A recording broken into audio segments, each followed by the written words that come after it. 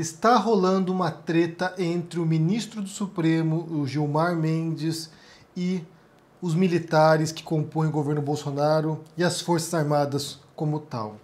Porque numa live recente, o Gilmar Mendes disse o seguinte aqui, eu vou citar a fala dele, né, o que o ministro do Supremo disse. Foi uma live para a revista Isto É.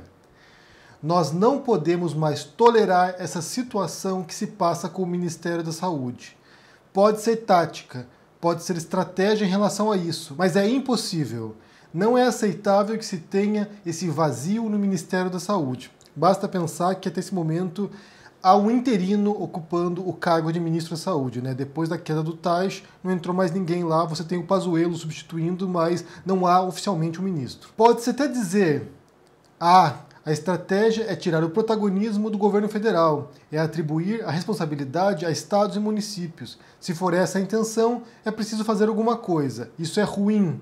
É péssimo para a imagem das Forças Armadas. É preciso dizer isso de maneira muito clara. O Exército está se associando a este genocídio. Não é razoável. Não é razoável para o Brasil. É preciso dizer, é preciso pôr um fim a isto. E, obviamente, o Exército se manifestou, né, condenando a fala de Gilmar Mendes, associando as Forças Armadas a genocídio. E daí você teve aqui um pronunciamento, uma nota de repúdio, né, assinada pelo ministro da Defesa, o Fernando Azevedo e Silva, e também por outros 3 comandantes das Forças Armadas. Então diz o seguinte na nota de repúdio. Comentários dessa natureza, completamente afastados dos fatos, causam indignação. Trata-se de uma acusação grave, além de infundada, irresponsável e, sobretudo, leviana. O ataque gratuito a instituições de Estado não fortalece a democracia. E agora eles vão entrar com uma representação contra o Gilmar Mendes na PGR. Bem, a questão aqui que envolve, né, essa discussão, essa treta entre Gilmar Mendes e Forças Armadas, tem a ver com o uso particular do termo genocídio. Genocídio tem uma definição bastante específica na lei brasileira e também na Convenção da ONU. Eu quero ler para vocês o que quer dizer genocídio na ONU, né? Porque isso vai nos ajudar a pautar exatamente qual é a divergência aqui, qual é o problema. Essa definição do Estatuto de Roma do Tribunal Penal Internacional. Artigo 2º. Na presente convenção, entende-se por genocídio qualquer dos seguintes atos, cometidos com a intenção de destruir, no todo ou em parte, um grupo nacional, ou seja, algum tipo de nacionalidade, né, algum tipo de divisão de países ou de grupos nacionais, étnico, racial ou religioso, tal como a. Assassinato de membros do grupo, b. Dano grave à integridade física ou mental de membros do grupo, c. Submissão intencional do grupo a condições de existência que lhes ocasionem a destruição física total ou parcial, d. Medidas destinadas a impedir os nascimentos no seio do grupo e e. Transferência forçada de menores do grupo para outro grupo. Essa definição aqui, ela é problemática para muita gente. Na verdade, há um grande debate sobre como deveria se definir genocídio. E esse tema acabou entrando em pauta no grande debate de ontem, né? O tema não era esse, o tema não era genocídio, o tema era se militares deveriam atuar no governo, né, do Bolsonaro, mas acabou entrando nessa questão de genocídio, o que é genocídio ou não. Porque essa definição em particular, por exemplo, não abarca perseguição a grupos políticos, por exemplo. Quando o governo, vamos supor aqui um governo de extrema-direita, resolve perseguir, por exemplo, comunistas. Ou um governo comunista resolve perseguir monarquistas. Ou seja, quando você tem um governo que, no meio, dentre os vários grupos que compõem sua sociedade, resolve perseguir certo grupo político. Então, essa definição não entra em genocídio. Genocídio seria essas questões, por exemplo, nacionalidade, a questão étnica ou racial, a perseguição de grupos minoritários étnicos, né? Ou a perseguição religiosa. Então isso encaixaria em genocídio e não a perseguição de grupos políticos. E essa definição, como eu disse, é problemática. Muita gente acha que deveria encaixar sim nessa definição. Por exemplo, pensando no caso do nazismo, que para alguns especialistas foi o único caso de genocídio na história recente da humanidade, o que é também altamente discutível. Além de perseguir judeus, além de perseguir ciganos, ou seja, grupos étnicos, os nazistas perseguiram comunistas, perseguiram social-democratas, perseguiram grupos políticos também. Então, nesse sentido, perseguiram homossexuais, que não se encaixariam nessa definição, perseguiram deficientes físicos ou deficientes mentais, que não se encaixariam nessa definição também. Ou seja, acaba sendo uma definição muito específica e que acaba fugindo de certos casos históricos que poderiam levar à interpretação de genocídio de fato. O problema é que essa questão é debatida no direito internacional, ou seja, muita gente quer entender o que é o genocídio de fato, e um dos grandes problemas, na verdade, tem a ver com esse item aqui, olha, cometidos com a intenção, e daí, em muitos casos de genocídios, é muito difícil comprovar de fato que o governo, os governantes ou os militares, ou quem quer que seja que estivesse no poder, tinha realmente a intenção, que não foi por omissão, que não foi por abandono. Então, por exemplo, a gente tem um caso histórico famoso, que é contestado também por grupos sectários, o Holodomor, que foi a fome na Ucrânia. As pessoas negam que houve o genocídio ucraniano com base no argumento de que foi uma omissão, que não foi intencional, que o governo soviético não tinha o intuito de causar fome na Ucrânia. Em outros casos, por exemplo, quando a gente pensa no genocídio britânico na Índia, o genocídio indiano, quando a administração britânica na colônia indiana retira recursos de regiões da Índia e leva a milhões de mortes também, se isso seria intencional ou não, se isso seria genocídio ou não. Por exemplo, uma questão aqui que para muita gente pode ser controversa é sobre a escravidão transatlântica, que nessa definição de genocídio não se encaixa, porque não havia, de acordo com especialistas, o intuito de matar os negros, de exterminar os negros africanos, mas sim de forçar o trabalho deles. Então é uma outra coisa, uma outra questão que não seria genocídio. De maneira genérica, as pessoas utilizam esse termo, sabe, é torto à direito, e de fato tem sido usado também para definir o governo Bolsonaro, né, o modo como ele lida com a pandemia, o modo como ele tem deixado os brasileiros morrerem.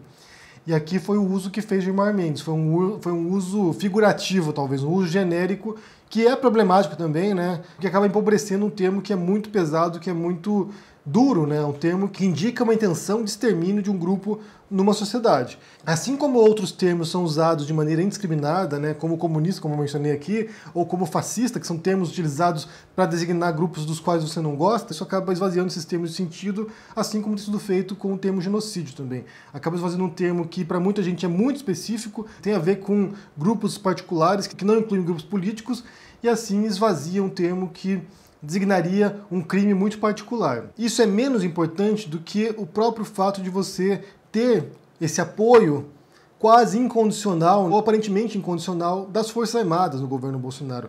Como eu disse, foi o tema ontem do grande debate, e isso é preocupante quando você tem o Exército enraizado no governo como o do Bolsonaro. E a princípio, eu fiz vídeos aqui falando sobre isso, né, como essa simbiose entre Forças Armadas e Bolsonaro parecia ser um modo que o Bolsonaro estava usando as Forças Armadas para legitimar o seu governo. Afinal de contas, as Forças Armadas têm uma grande aprovação popular, é considerada uma das instituições mais confiáveis pelos brasileiros, mas por outro lado eu acho que é via de mão dupla isso aqui. A gente tem que falar que o Bolsonaro ele é um sintoma de uma doença maior, né, que é um problema maior, que o Bolsonaro, se ele cair, as condições criadas no Brasil hoje vão continuar. Então, assim, não adianta pensar que ele é o problema, ele é parte do problema, ele é uma pequena parte do problema, na verdade. Porque eu tenho recebido aqui muitos materiais de pessoas que me mandam aqui, comunicados públicos, na verdade, de clubes militares. Até recebi agora um livro que alguém está escrevendo sobre as Forças Armadas também, mostrando as engrenagens internas das Forças Armadas e o que eles pensam. Então o que me parece, não é que o Bolsonaro esteja usando as Forças Armadas, embora ele esteja fazendo isso também, mas sim que o Bolsonaro compactua com as ideias das Forças Armadas. Porque, gente, embora o Bolsonaro tenha sido um militar por apenas 11 anos, mais ou menos, e seja um político de carreira há quase 30, ou seja, ele é mais político do que militar, quando você lê o livro, eu mencionei já recentemente algumas vezes, mas quando você lê o livro O Cadete e o Capitão, que conta a história do julgamento militar do Bolsonaro, quando ele foi acusado de ter planejado um atentado terrorista num quartel, você vê ali como as Forças Armadas, o tribunal militar, se esforçou para proteger o Bolsonaro. Há um corporativismo nas Forças Armadas, o Bolsonaro foi poupado de punição por uma intenção terrorista. Ou seja, as mesmas Forças Armadas que prendeu, na época da ditadura, prendeu militantes de esquerda acusados de terrorismo, torturou essas pessoas, matou essas pessoas, desapareceu com elas. Num caso dentro da corporação, num caso dentro das Forças Armadas, foram lá e passaram um pano para um sujeito que tinha intenções terroristas dentro do Exército, de explodir uma bomba dentro de um quartel. Então é uma organização altamente corporativista que vai proteger os seus e que também compartilha ideais parecidos com o do Bolsonaro. Ou seja, você tem um sujeito que, no final das contas, ele só está reproduzindo certas ideias que estão disseminadas dentro das Forças Armadas. Essas maluquices do Bolsonaro, essas teorias conspiratórias dele, Foro de São Paulo, essas histórias insanas que ele propaga de comunismo no Brasil, de confrontar o comunismo, essas coisas, não é o Bolsonaro que inventa isso. Não foi ele que criou essas coisas. Isso são ideias que estão permeando certos grupos, que antes eram subgrupos, na verdade, que eram grupos nas profundezas brasileiras, mas também perpassam as próprias Forças Armadas. Basta pensar, por exemplo, que o Olavo de Carvalho foi alguém que, durante um período aí, teve relações próximas com militares.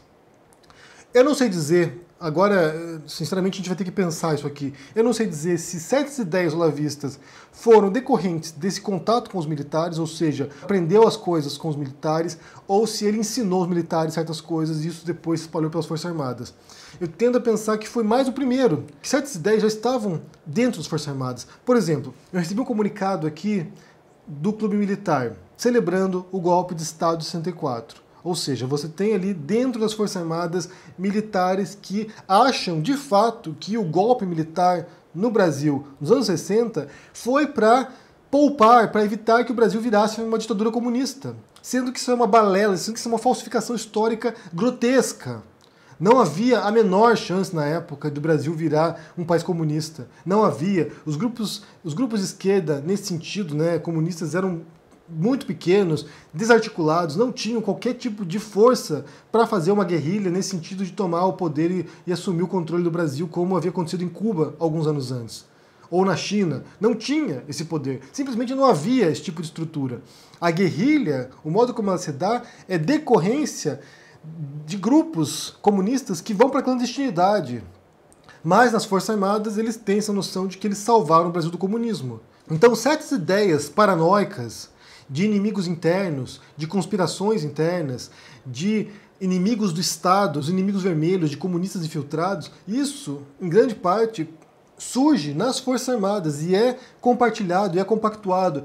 Provavelmente o Bolsonaro está reproduzindo um discurso que já é corrente nas Forças Armadas. O Bolsonaro é cria desse pensamento. Ele é alguém que floresce nesse ambiente. E é claro que, como acontece com muitas ideias, essas ideias se reproduzem. Então, por exemplo, ela surge no ambiente, alguém sai desse ambiente, vai passando adiante, isso vai se espalhando até um ponto que se torna meio que uma maluquice coletiva. Passa a tornar uma paranoia coletiva de que existem comunistas agora no Brasil querendo tomar o controle e fazer uma revolução. Coisa que, mesmo se houvesse, não teria a menor chance de acontecer também, assim como não havia em 64. Sendo que o cenário de 64 é muito diferente do que é hoje, né? Em 64 você tinha de fato uma guerra fria, você tinha duas potências mundiais, você tinha Estados Unidos e União Soviética, você tinha essa polarização política global, né? O risco de uma guerra nuclear, você tinha um cenário que era muito diferente do que é no Brasil hoje, no mundo hoje também.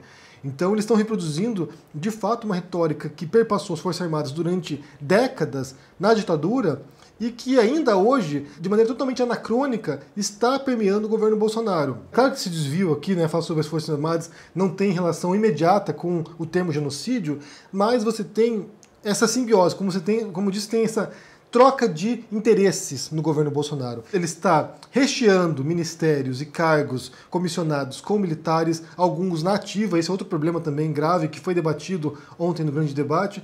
O grande debate ontem foi meio caótico, assim, na verdade, o Marcelo Feller e o Caio Coppola batendo boca ali, meio que se interromperam, então, assim, acabou sendo meio bagunçado o negócio, mas é realmente preocupante quando você tem um governo democrático, civil, com um monte de militares, tanto de reserva quanto de ativa. Porque, na verdade, ainda mais no Brasil, isso remete de maneira assustadora a um período sombrio da história brasileira. É mais uma demonstração de que o país não conseguiu virar a página da ditadura, não conseguiu, avançar. Tão poucos anos depois do fim da ditadura no Brasil, você tem agora um governo que vem com toda uma retórica, todo um discurso que nos remete aos anos 60 e 70 no Brasil. E se, voltando aqui ao tema do genocídio, e se o Bolsonaro está cometendo não genocídio, dentro do termo específico, né, dentro do termo legal disso, é a menor das questões. Porque o que ele tem feito é matar brasileiros pela omissão.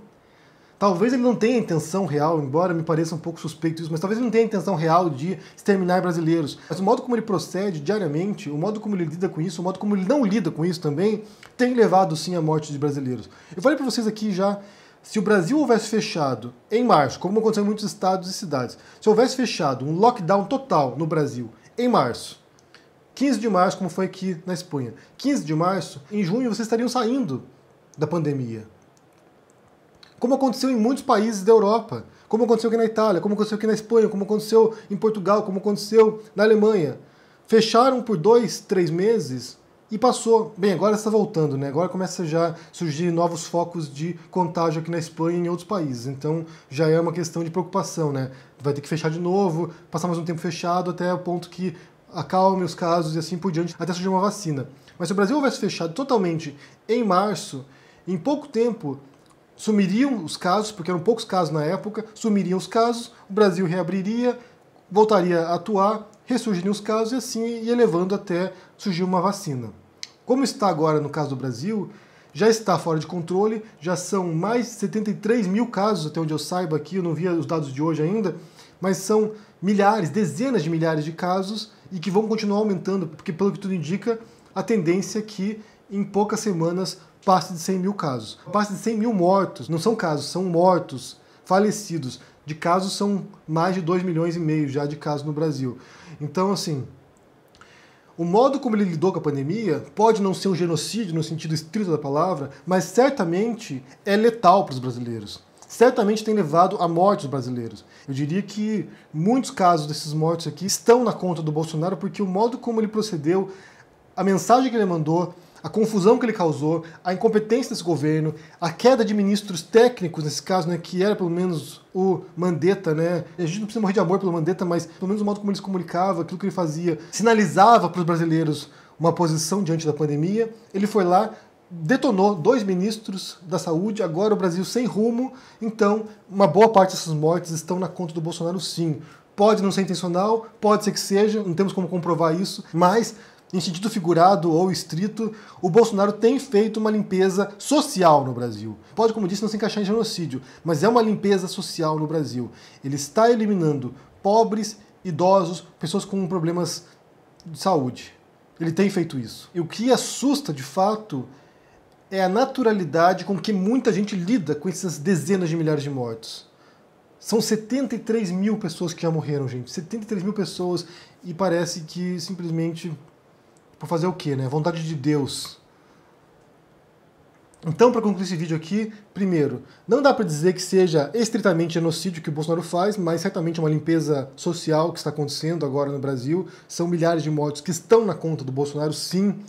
O segundo ponto é essa íntima relação entre Forças Armadas e Bolsonaro. E a partir do que tenho lido aqui, eu posso supor que o Bolsonaro é cria desse pensamento. Ele não é ele que cria essa mentalidade, ele é resultado de uma retórica que já está presente dentro do Exército, das Forças Armadas, da Aeronáutica, da Marinha, e que ele só meio que reproduz com base em outros teorias conspiratórias também que vão se somando, ou seja, é uma paranoia coletiva contra inimigos internos. Mas eu quero saber o que vocês pensam sobre essa história aqui, dizendo que as Forças Armadas estão compactuando, estão se associando a genocídio, né? Se você acha que essa frase foi exagerada demais, se fugiu do tom. Eu vou deixar para vocês aqui um link de um artigo do Reinaldo Azevedo, no qual ele debate esse assunto aqui, fala sobre essa fala do Gilmar Mendes também, alguns artigos sobre genocídio, o site da ONU sobre genocídio também, para vocês conferirem. E o que vocês pensam sobre essa relação entre Bolsonaro e Forças Armadas? Se isso é ruim, se isso é bom para o Brasil, onde se pode levar também. Deixa aqui embaixo no comentário o que você pensa, deixa o joinha, assine o canal, confira o meu livro que está na pré-venda, essa semana começa a entrega também, Minha Especialidade é Matar, sobre o governo Bolsonaro, 1 ano e meio do governo dele e que leva a essa situação agora, né? A pandemia, o modo como ele lida com a pandemia está intimamente vinculado com o modo como ele governa também desde o começo, e a retórica dele, e as ideias malucas dele, delirantes, ou seja, está tudo vinculado. Diga o que vocês pensam aí no comentário e a gente se vê por aí. Tchau!